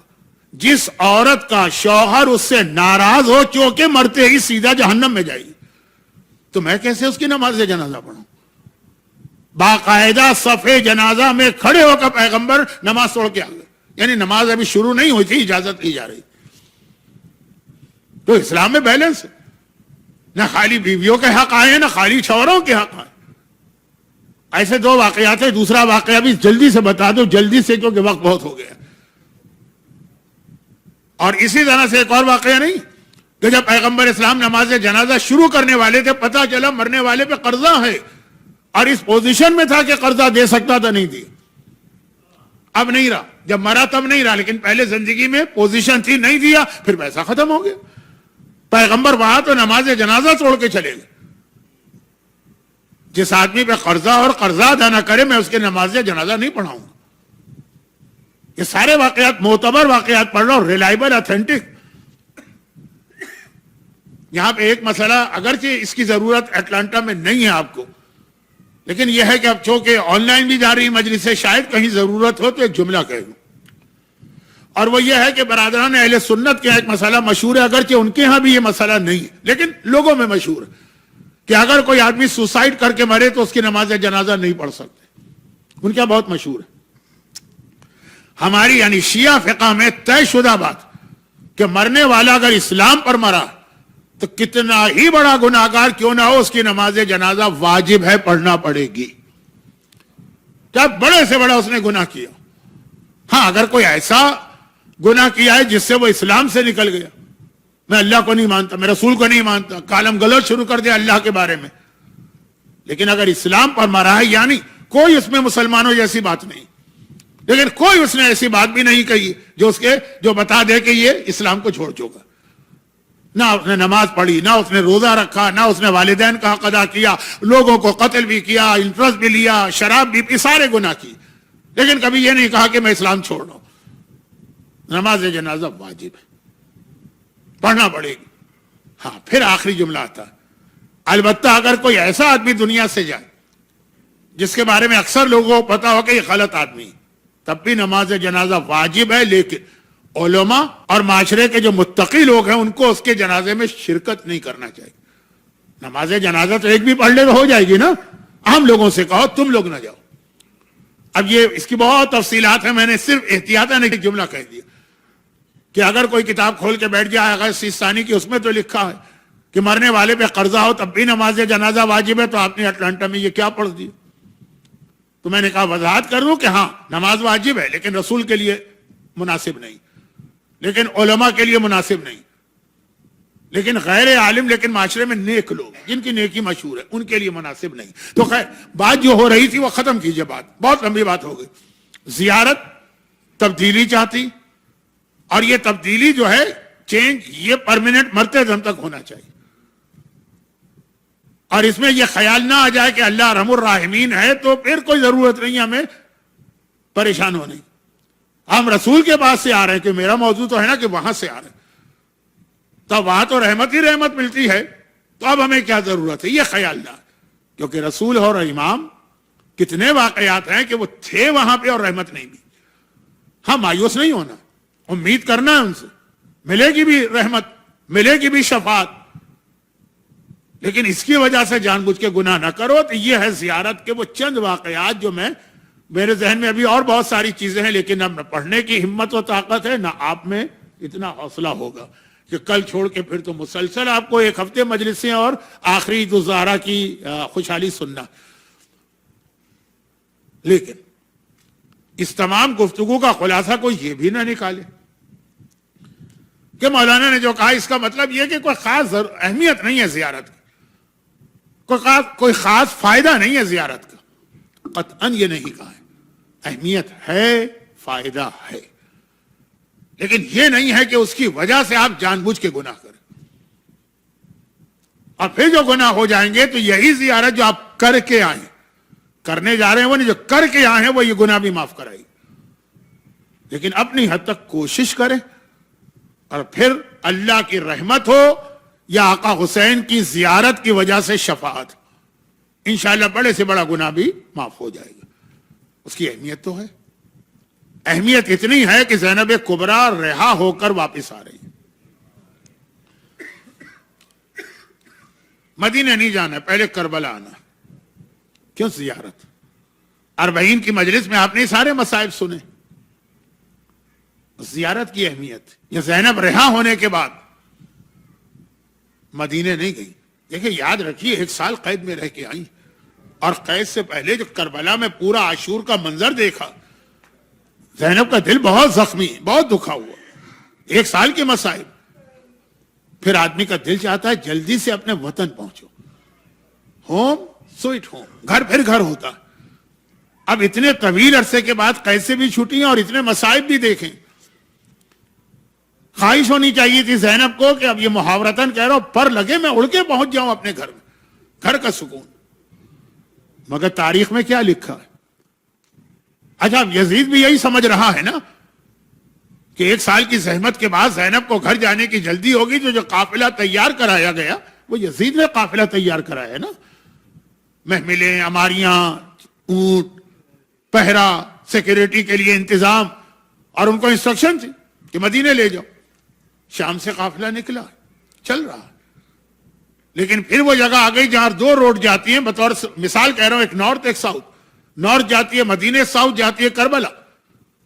جیسے ہی یہ قافلہ آگے بڑھا تو جو انسٹرکشن تھی اس کے حساب سے سپاہیوں نے قافلے کو مدینے کے راستے میں رکھا، ڈائیورٹ کیا. زینب نے آواز کی سجاد بیٹا یہ کیا ہو رہا؟ پھوپھی اماں ہم اپنے وطن جا رہے ہیں.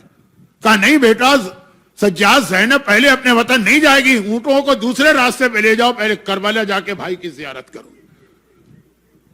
کیونکہ 4 دن کی مجالس کا یا 5 دن کی مجالس کا رزلٹ یہ نہ نکلے کہ آپ کے زیارت کی کوئی اہمیت ہی نہیں.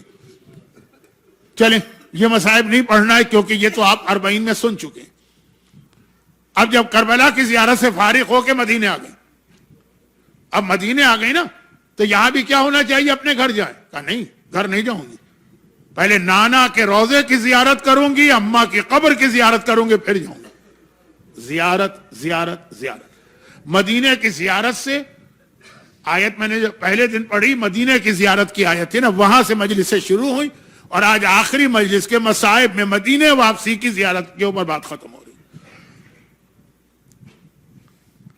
ابھی جو میں مجلس ایک اور پڑھ رہا تھا تو وہاں پہ بعد میں نوحہ بھی یہی پڑھا گیا، جنگل میں بھرے گھر کو لٹا کے آئی ہے اے شہر مدینہ. وہ وہی کیفیت بتانا اس وقت. یہ لٹا ہوا قافلہ کا سجاد اب کربلا کی زیارت ہو گئی، اب جاؤں گی مدینے. یہ قافلہ چلا، مدینے کے قریب پہنچا. پرانے زمانے میں جتنے شہر تھے سب کے چاروں طرف، شہر کے چاروں طرف ایک دیوار بنائی جاتی تھی، سٹی وال. لیکن وہ ایسی تھی کہ وہاں سے شہر نظر آتا تھا.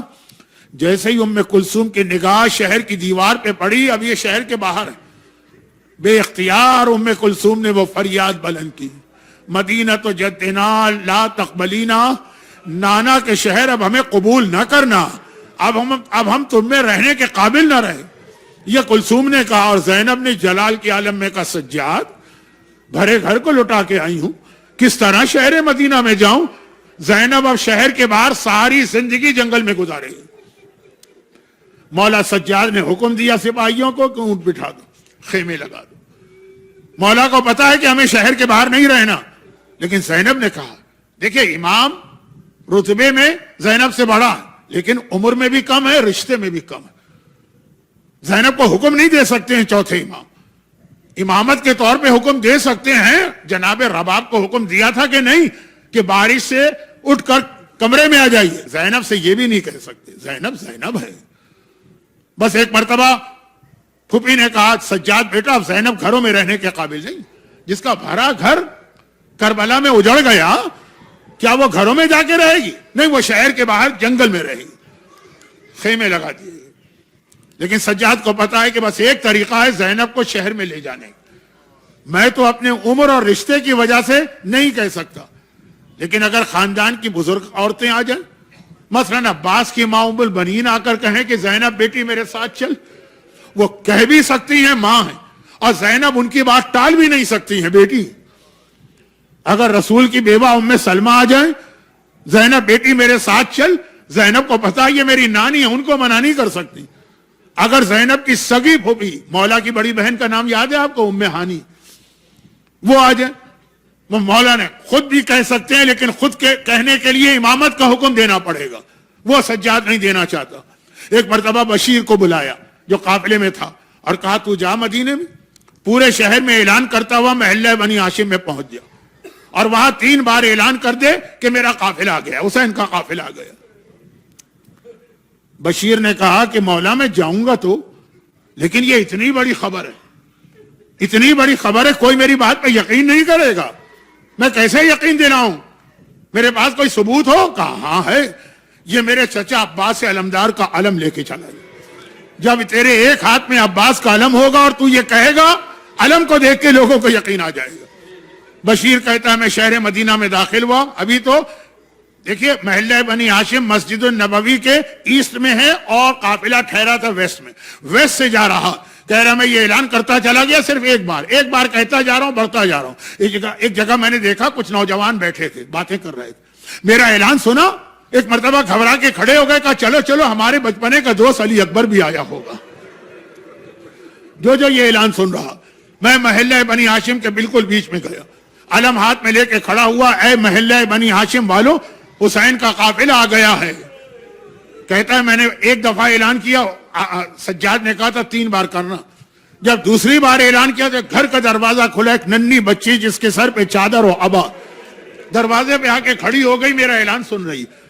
जब तीसरी बार मैंने ये जुमला कहा तो बच्ची ने घर में मुंह करके कहा चचा मोहम्मद हनफिया जरा जल्दी से मुझे ले चल, मेरा बाबा आ गया। मैं समझ गया ये हुसैन की यतीमा सोगरा है जो कब से बाप का इंतजार कर रही।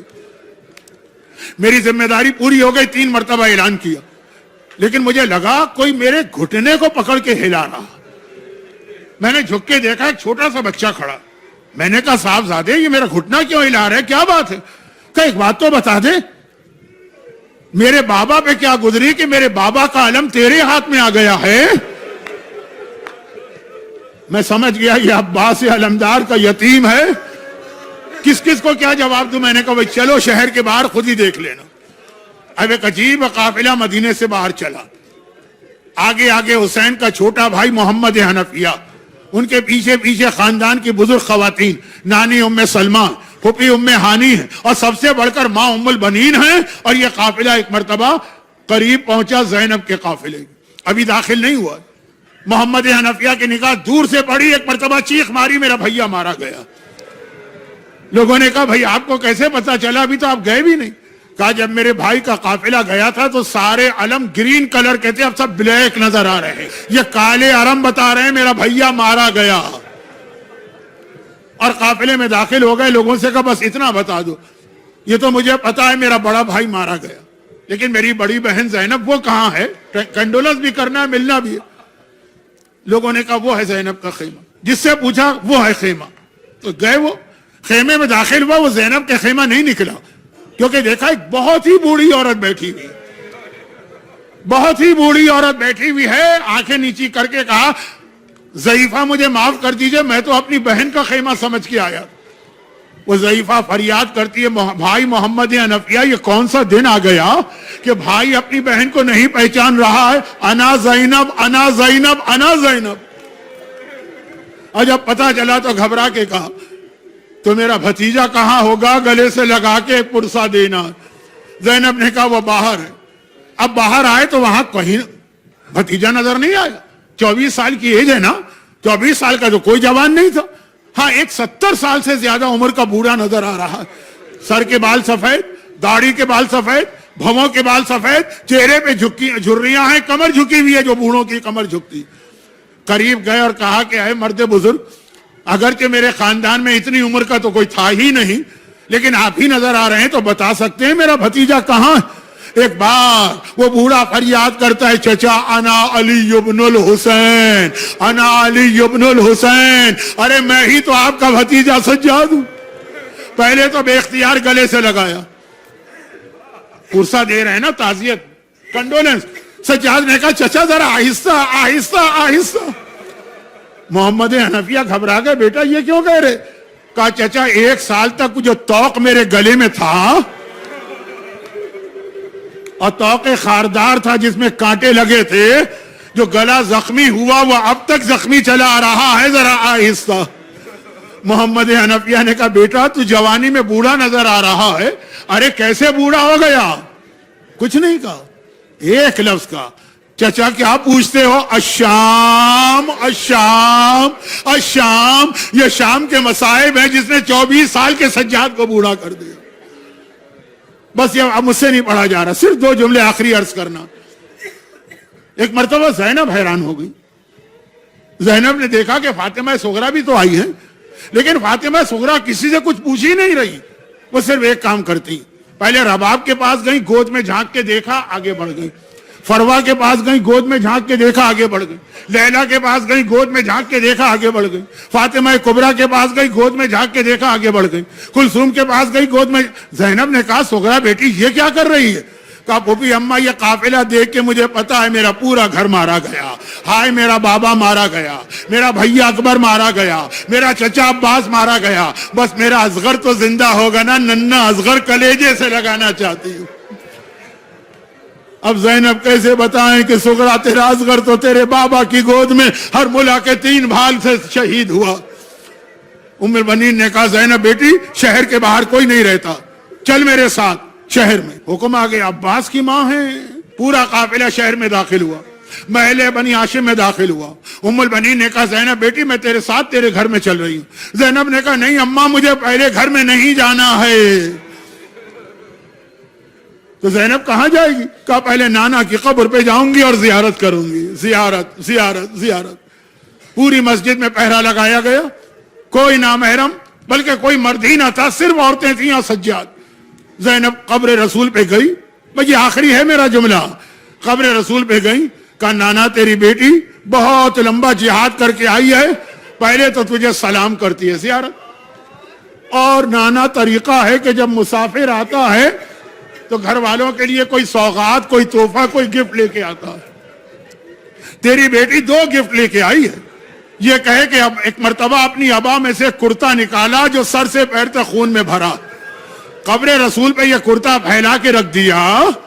کہا نانا یہ وہ کرتا ہے جو میرا ماجا یا حسین اس وقت پہنے تھا جب شمر کا خنجر اس کے گلے پہ چل رہا تھا. علماء کہتے ہیں قبر رسول کے ہلنے کا منظر نظر آیا, چیخ چیخ کے رونے کی آواز آئی. قبر سے رسول اللہ رو رہے ہیں. زینب نے کہا نانا تو یہ دیکھ کے رونے لگا. ارے دوسرا تحفہ تو تجھے دکھا بھی نہیں سکتی ہوں, کاش میں اس حالت میں ہوتی تو تجھے دکھاتی. دوسرا تحفہ کیا ہے؟ میری کمر پر ان کوڑوں کے اتنے زخم ہیں جو کوفے سے شام تک شمر نے مارے کہ ساری کمر سیاہ پڑ گئی ہے, ساری کمر. الا ولعنۃ اللہ علی اعدائہم اجمعین. پروردگارا ام المصائب زینب کی اور زینب کی دکھیاری ماں فاطمہ زہرا کے مصائب کی ان تاریخوں کا واسطہ. جو صاحبان عزا, جو خواتین, جو مرد اس صف عزا پہ بیٹھے ہوئے گریہ کر رہے ہیں یا گریہ کرنے والوں جیسی شکل بنا رہے ہیں, انہیں دنیا اور آخرت کی ہر پریشانی سے محفوظ فرما. ان کو, ان کے گھروں کو, ان کے گھر والوں کو, ان کی اولادوں کو, ان کے رزق ذرائع کو ہر آفت و پریشانی سے محفوظ فرما. بلکہ دنیا بھر میں جہاں جہاں علی والے ہیں, جہاں جہاں حسین کے عزادار ہیں, ان کو ظالموں کے ہر شر سے محفوظ فرما. خدا بندہ ہمارے تمام مرحومین مرحومین خصوصاً جو لوگ ان مجالس میں باقاعدگی سے آئے ان کے خاندان کے مرحومین کی مغفرت فرما، ہمارے تمام بیماروں کو شفا کاملہ عطا فرما، اور ان مظالم کے انتقام کے لیے وارث معصومین فرزند زہرا اور زینب امام زمانہ کے ظہور میں تعجیل